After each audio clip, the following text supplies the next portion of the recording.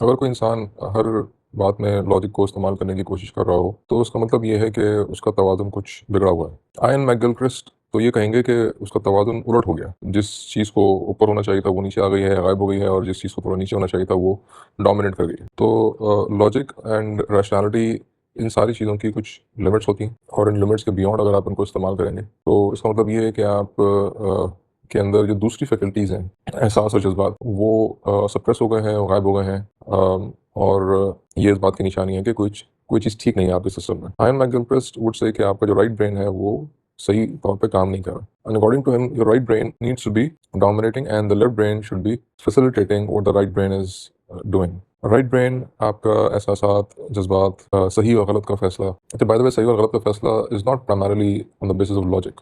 इंसान के अंदर एक सेंस है, एक एहसास है कि ये सही है, ये गलत है, ऐसा होना चाहिए, ऐसा नहीं होना चाहिए। तो it's more of a intuitive feeling, moral intuition के तौर की टर्मिनोलॉजी इस्तेमाल होती है लिटरेचर के अंदर। तो लॉजिक जो है वो इज समथिंग एल्स। लॉजिक के अंदर आप कॉज एंड इफेक्ट, फ़ायदा, बेनिफिट, नुकसान, फ़ायदा, इन सारी चीज़ों को आप इवैल्यूएट करते हैं। तो अब हर चीज़ के अंदर अगर आप फ़ायदा, नुकसान और अ, उसकी कॉज़ालिटी, किस चीज़ से क्या होगा और क्या नहीं होगा, और यहीं तक आप अपने थॉट प्रोसेस को और आपने लिमिट किया हुआ है, और आप अपने एहसासात और अपने जज़्बात को एक्नॉलेज नहीं कर रहे, तो इसका मतलब ये है कि आपका जो तवाज़ुन है, वो बिगड़ गया।